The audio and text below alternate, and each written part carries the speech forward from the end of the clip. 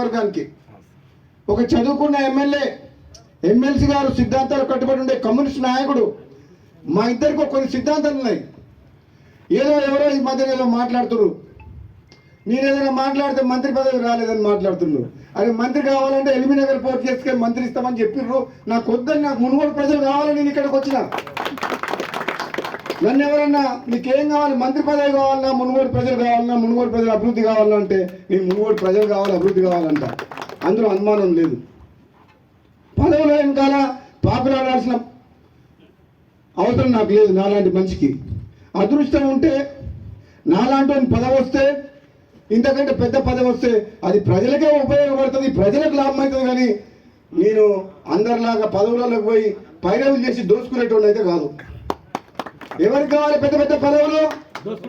పదవులు అడ్డం పెట్టుకొని రాజకీయాల్లోకి వచ్చి, రాజకీయాలు అడ్డం పెట్టుకొని పదవులలోకి వచ్చి వేల కోట్లు దోచుకునేటానికి వారికి పదవులు కావాలి. రాజగోపాల్ రెడ్డికి ప్రజలు కావాలి, రాజగోపాల్ రెడ్డికి ప్రజల అభివృద్ధి కావాలి, సంక్షేమం కావాలి. నేను మళ్ళీ చెప్తున్నా, ఈరోజు నేను కావాలనుకుంటే మంత్రి అయ్యేవాడిని. కానీ నా స్వార్థం కోసం అని చెప్పేసి, నేను పదవి కోసం అని చెప్పి నేను పోలే. నేను మళ్ళీ ప్రజల కోసమే, మళ్ళీ పార్టీ మారి కాంగ్రెస్లోకి వచ్చి, మీరు ఇస్తానని హామీ ఇచ్చిండ్రు, ఇస్తారా ఇవ్వరా అది మీ ఇష్టం. అవకాశం వస్తే ఎప్పుడన్నా, నేను కూడా సీనియర్ని కాబట్టి, తెలంగాణ ఉద్యమంలో ఉన్నాం కాబట్టి, నాకంటే జూనియర్లకు నిన్న మంది వచ్చిన ఇతర పార్టీ వాళ్ళందరికీ ఇచ్చారు కాబట్టి, మీరు ఇచ్చిన మాట నిలబెట్టుకుంటే, మీరు ఎంపీ గెలిపించమంటే గెలిపించినాం, పార్టీలకు రమ్మంటే మేము నమ్ముకొని వచ్చినాం. ఇస్తారా ఇయ్యరా అది మీ ఇష్టం.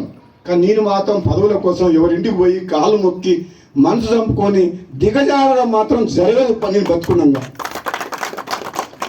ప్రజలున్నారు నా ఎమ్మడి.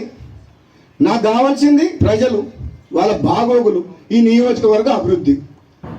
ఒకవేళ ఏదన్నా నాకు ఏదైనా మంచి జరిగితే వాళ్ళకి మంచి జరుగుతుంది, లేదంటే వాళ్ళ మధ్యనే ఉంటా, వాళ్ళ కోసం పనిచేస్తా, వాళ్ళ కష్టసుఖాల్లో పాల్పంచుకుంటా, వాళ్ళ కోసం ఎంత దూరమైనా పోతా, ఎంత పోరాటమైనా చేస్తా. అవసరమైతే మళ్ళీ త్యాగం చేసి పోయినసారి ప్రభుత్వాన్ని మీ కాళ్ళ తీసుకొచ్చినా కదా. నేను రాజీనామా చేస్తే మొత్తం టీఆర్ఎస్ ప్రభుత్వం 100 మంది ఎమ్మెల్యేలు మునుగోడు ప్రజల కాళ్ళకాడికి రాలేదా? అవసరమైతే అంత దూరం కూడా పోతా. నేనైతే భయపడా.